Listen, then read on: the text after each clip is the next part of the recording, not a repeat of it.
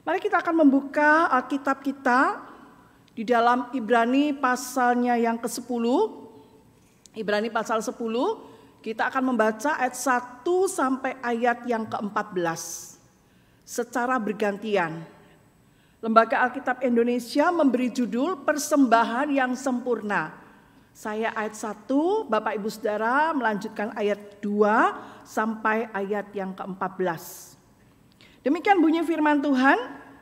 Di dalam hukum Taurat hanya terdapat bayangan saja dari keselamatan yang akan datang, dan bukan hakikat dari keselamatan itu sendiri.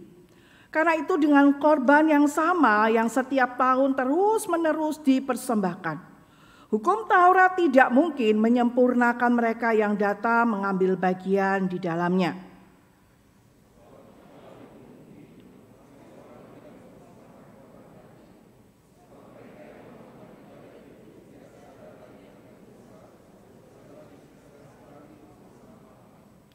Tetapi justru oleh korban-korban itu setiap tahun orang diperingatkan akan adanya dosa.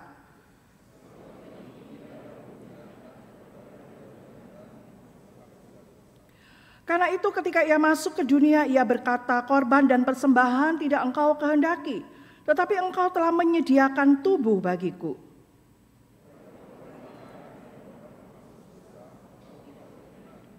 Lalu aku berkata, sungguh aku datang. Dalam gulungan kitab ada tertulis tentang aku untuk melakukan kehendak-Mu, ya Allahku.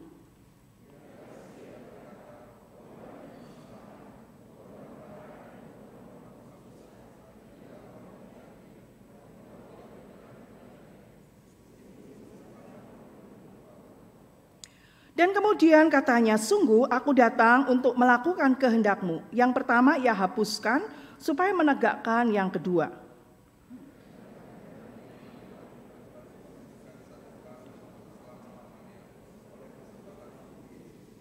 Ayat 11. Selanjutnya setiap imam melakukan tiap-tiap hari pelayanannya dan berulang-ulang mempersembahkan korban yang sama sekali tidak dapat menghapuskan dosa.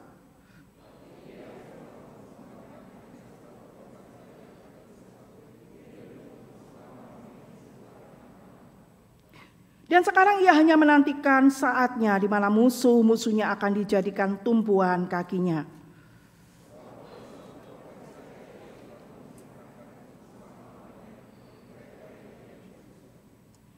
Sampai demikian jauh pembacaan firman Tuhan malam hari ini. Selamat dan berbahagia setiap kita yang membaca firman, lebih lagi yang melakukan apa yang menjadi kehendak Tuhan dalam kehidupan seharian kita. Bapak Ibu Saudara, di bawah tema Jesus the Perfect Sacrifice atau Yesus kurban yang sempurna, kita akan melihat ya bagian yang kita sudah baca. Nah Bapak Ibu Saudara, Alkitab yang kita baca ayat 1 sampai ayat 3 di situ menggambarkan adanya kurban dalam perjanjian lama. Nah Saudara, apabila seseorang ingin datang beribadah kepada Tuhan, tidak boleh tangan kosong ya. Dia harus membawa kurban persembahan. Ya. Dan seorang yang tidak membawa kurban persembahan itu dianggap tidak layak ya menghadap Tuhan. Konsepnya adalah kita manusia berdosa. Tuhan itu Tuhan yang kudus. Jadi kita harus mempersembahkan ya. Dalam hal ini kurban persembahan yaitu binatang. Nah, dalam perjanjian lama kita melihat bagaimana binatang-binatang itu dibunuh, disembelih, dikorbankan dalam ibadah-ibadah orang Israel. Nah, salah satu yang terkenal yaitu dengan nama kurban penghapus dosa. Nah, saudara, binatang yang mati itu menggantikan umat Tuhan. Dosa umat ditimpakan kepada binatang kurban yang dia bawa. Sebetulnya yang seharusnya mati adalah si pembuat dosa ya. Tetapi sebagai gantinya binatang itulah yang mati, maka disebut kurban penghapus dosa. Nah Bapak Ibu Saudara, makna dari pengorbanan itu tidak semata-mata hanya menyembelih hewan saja, tetapi punya tujuan, punya makna. Bagaimana darah binatang yang tercurah itu untuk menyucikan, untuk menguduskan, mentahirkan umat.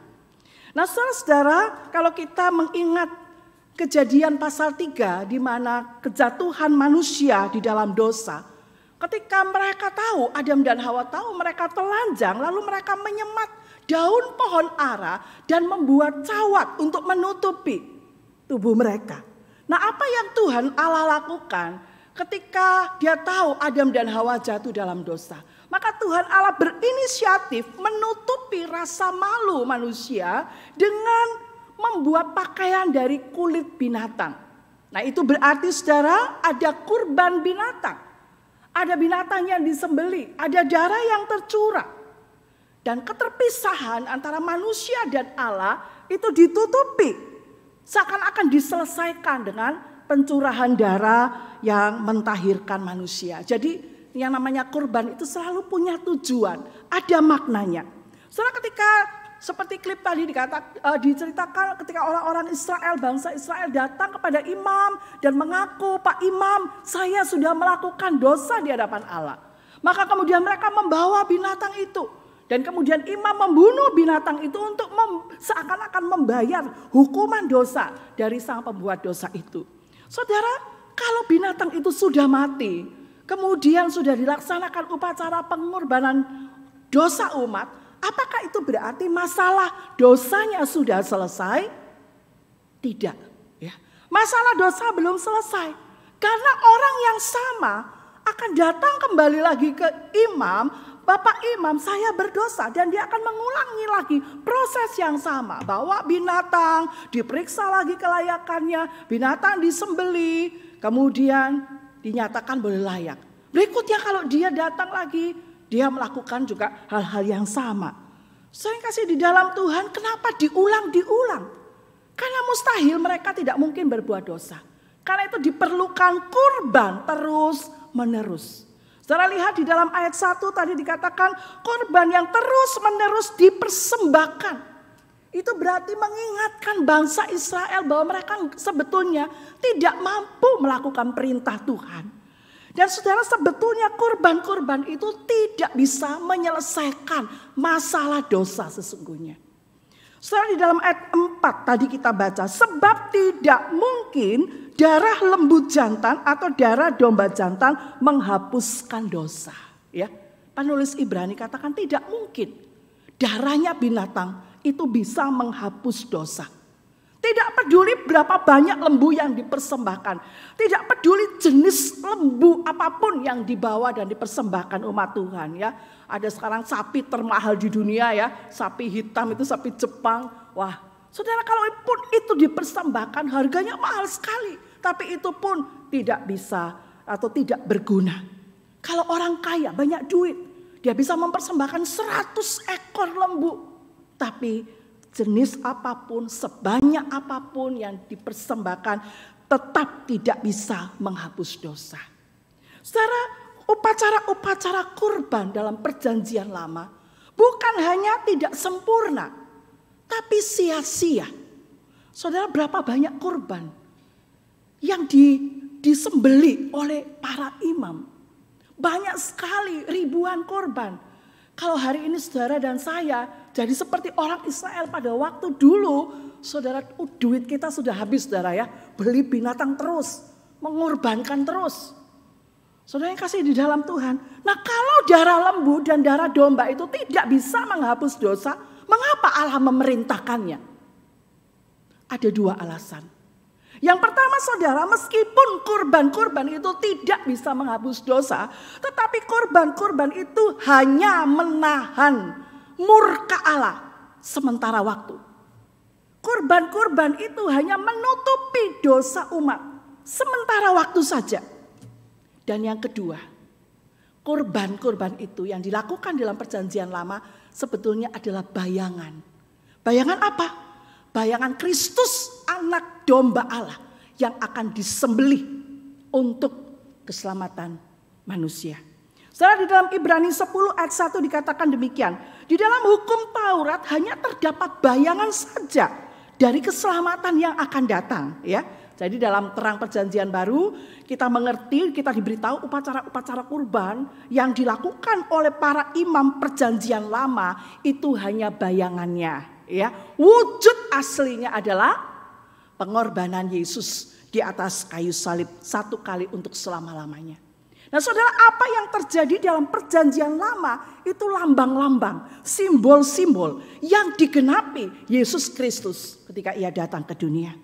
Saudara, ratusan tahun sebelum kematian Yesus, ini simbol-simbol ini sudah diberitahu.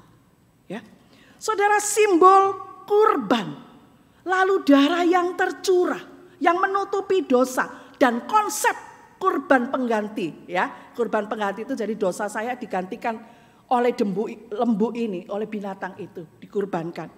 Saudara, di dalam satu hal yang sangat kuat kita melihat satu peristiwa penting di dalam sejarah bangsa Israel, yaitu Paskah. Ya, kita ingat dalam Keluaran pasal 12 itu orang Israel diperintahkan untuk mengantisipasi tulah ke-10 yang akan dilakukan bangsa Israel, yang akan dilakukan Allah di tanah Mesir. Tulah 10 itu dilakukan karena apa? Karena Tuhan melihat ini Firaun mengeraskan hati untuk membebaskan bangsa Israel. Maka cara terakhir yang Tuhan gunakan adalah tulah ke-10, kematian anak sulung. Nah saudara, apa yang kita ingat? Sebelum peristiwa itu terjadi dikatakan Tuhan memerintahkan supaya umat Israel menyiapkan domba Paskah. Ya, kemudian domba Paskah itu harus disembelih. Lalu darahnya dioleskan di ambang pintu atas, kemudian di dua tiang pintu, ya. Jadi pintu itu ada olesan darah di pintu rumah-rumah mereka. Saudara, Alkitab menulis apabila Tuhan melihat darah pada ambang atas pintu, maka Tuhan melewati rumah itu dan pemusnah tidak masuk ke dalamnya.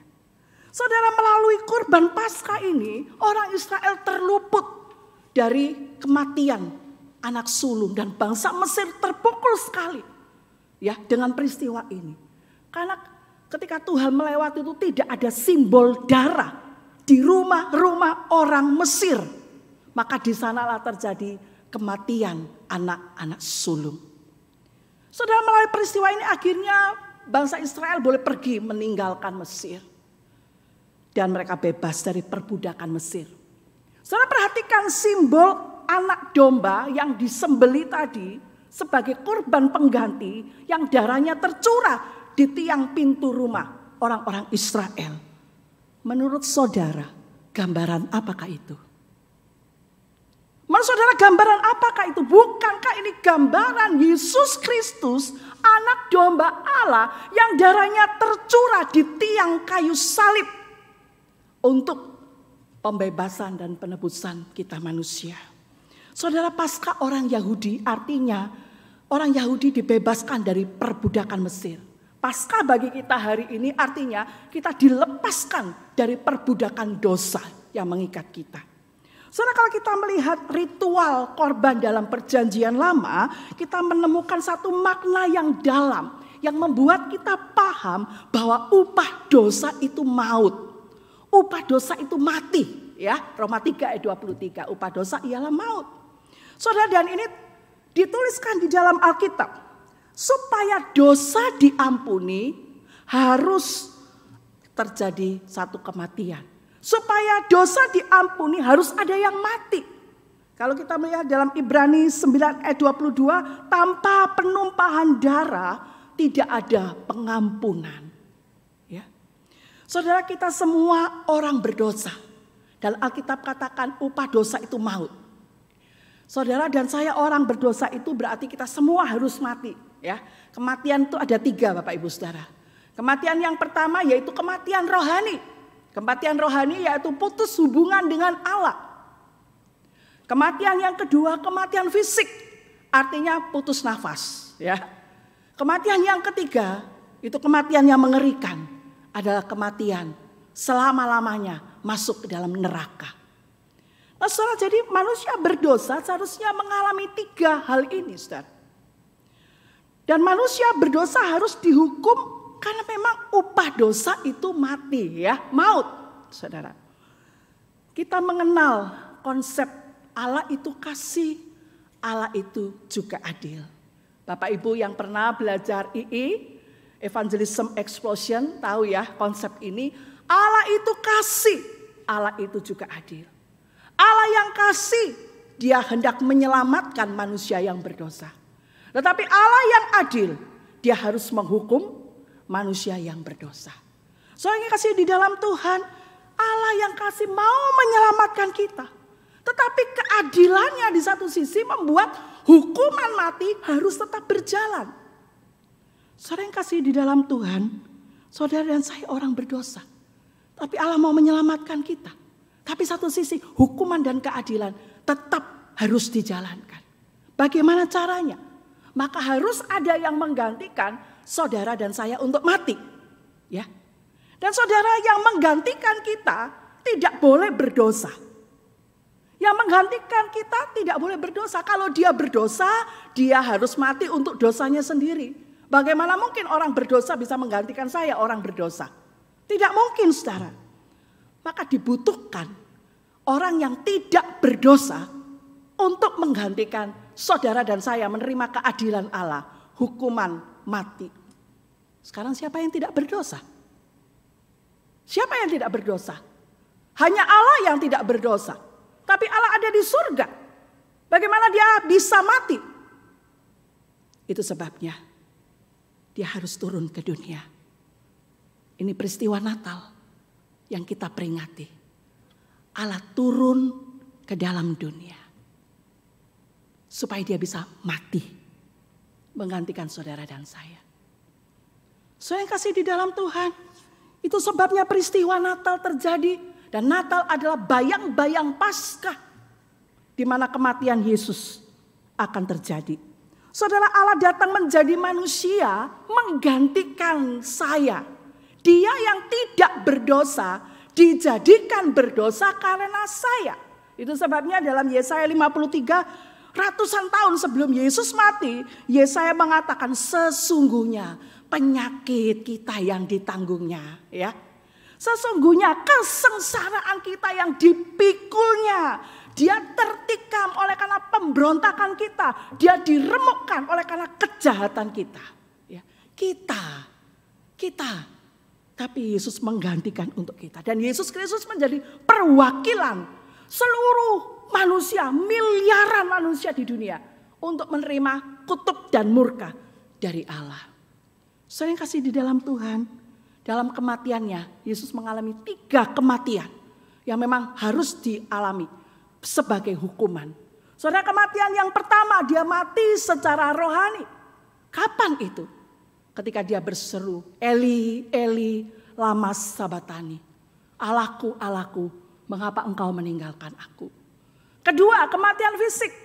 Dia alami, kapan?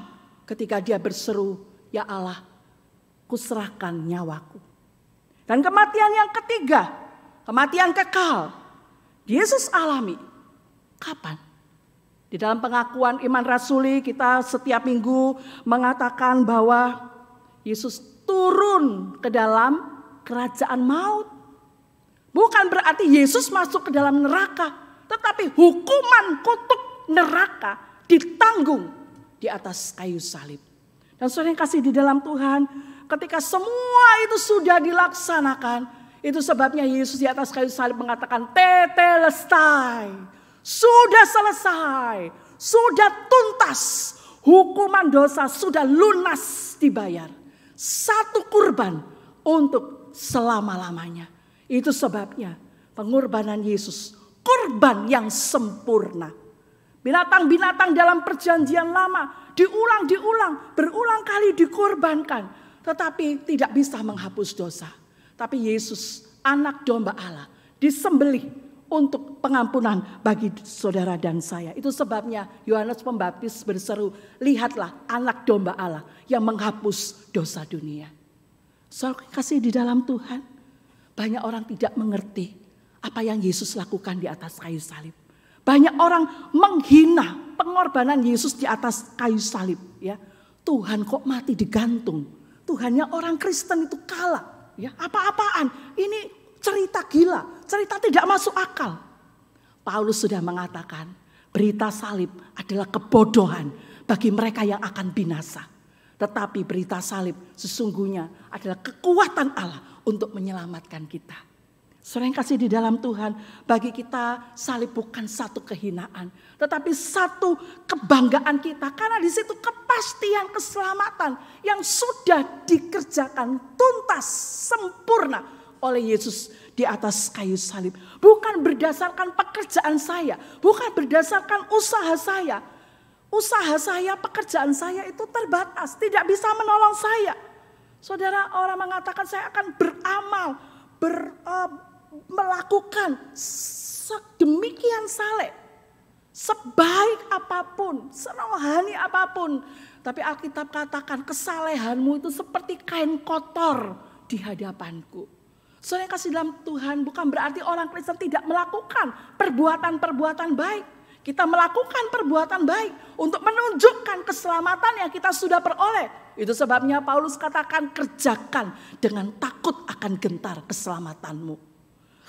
Saudara yang kasih dalam Tuhan, ketika kita menerima keselamatan yang dikerjakan Yesus di atas kayu salib, itu sebabnya orang hanya perlu beriman dan percaya. Ya, Yohanes 3:16 supaya setiap orang yang percaya kepadanya tidak binasa, melainkan beroleh hidup yang kekal. Saudara, meskipun saudara orang Kristen, setiap minggu saudara datang ke gereja, kalau saudara tidak sungguh-sungguh percaya kepada Yesus, saudara tidak punya juru selamat. Dan kalau saudara mati, pasti mengalami kematian yang ketiga, masuk ke dalam neraka. Saudara yang kasih di dalam Tuhan, keselamatan di dalam Yesus Kristus itu pasti. Karena begitu pasti jaminannya. Karena itu saudara dan saya yakin kapanpun saya mati, kita pasti selamat. Dimanapun saudara dan saya mati, kita pasti selamat. Dengan cara apapun kita akan mati nanti, pasti kita akan selamat. Saudara, bukankah jaminan ini sungguh melegakan kita? Karena saudara dan saya punya juru selamat yang sudah membayar dosa-dosa kita. Itu sebabnya siapapun orangnya, apapun agamanya, sebetulnya satu hal, dia perlu juru selamat. Saudara, kita yang diselamatkan tidak akan mengalami kematian rohani maupun kematian kekal. Tapi kematian kedua kita alami ya. Kematian apa? Kematian fisik, jasmani. Supaya apa? Supaya itu jadi pintu gerbang kita masuk kerajaan sorga. Saudara yang kasih dalam Tuhan, mana lebih penting? Kesehatan atau keselamatan? Mana lebih penting saudara? Kesehatan atau keselamatan? Dua-dua penting juga ya saudara ya. Dua-dua penting, tapi mungkin tidak manusia itu selalu sehat. Mungkin tidak. Gak mungkin ya. Saudara menjaga sebaik apapun, sekeras apapun, vitamin, herbal, susu kambing, susu unta, semua jenis susu saudara minum, saudara tetap bisa sakit. Sekeras apapun saudara menjaga kesehatan, saudara tetap bisa sakit ya, betul? Tetapi keselamatan itu pasti. Jadi jawabannya mana lebih penting? Yang penting selamat. Selamat di dalam Yesus Kristus. Saudara yang kasih dalam Tuhan, hari ini ketika kita memandang salib Tuhan, kita bersyukur. Bukan rasa kasihan ya Tuhan Yesus disalib, bukan. Tetapi bersyukur. Dan berkat terbesar yang kita terima yaitu pengampunan dosa. Alkitab mengatakan berbahagialah orang yang diampuni dosanya. Dan kalau saudara dan saya sudah diampuni, jangan kembali lagi hidup di dalam dosa. Kalau saudara sudah diampuni, masa saudara mau kembali hidup dalam dosa? Ya, seperti Alkitab Amsal katakan, seperti anjing itu kembali kepada muntahnya. Itu orang bebal, orang bodoh. Saudara sudah tahu, saudara diampuni. Saudara tidak boleh lagi hidup dan menikmati dosa. Kita bisa jatuh di dalam dosa, tapi bukan menikmati dan enjoy dengan dosa-dosa kita. Saudara yang kasih di dalam Tuhan, setiap kali kita memandang salib, maka kita melihat pelanggaran kita, dosa kita, kutuk kita beku di sana. Setiap kali kita memandang salib, kita melihat kelemahan-kelemahan kita diselesaikan di sana. Setiap kali kita memandang salib, kita melihat hukuman, kutuk, dan murka ditanggung Allah di sana. Setiap kali kita memandang salib, kita melihat anugerah Tuhan, kasih karunia yang melimpah-limpah, berkat-berkat Tuhan, kemenangan Tuhan sediakan melalui salib Yesus Kristus. Saudara yang kasih dalam Tuhan, itu sebabnya sungguh hati kita penuh dengan ucapan syukur. Terima kasih Tuhan untuk salib Tuhan, untuk apa yang Tuhan kerjakan dalam hidup kita. Beberapa hari lagi saudara saya akan masuk semeja seperjamuan dengan Tuhan. Mari kita sungguh-sungguh menghayati dan mengucap syukur untuk apa yang Tuhan kerjakan dalam hidup kita.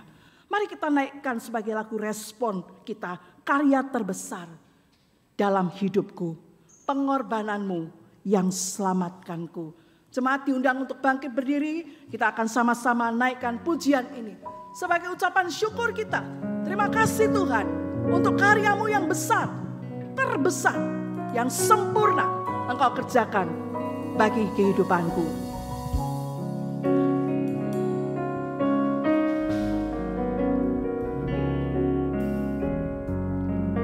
Karya terbesar dalam hidupku, pengorbananmu yang selamatkanku.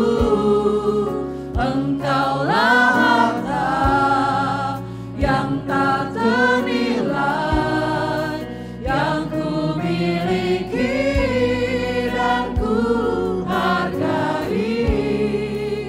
Yesus, Engkau ku kagumi. Karya terbesar dalam hidupku,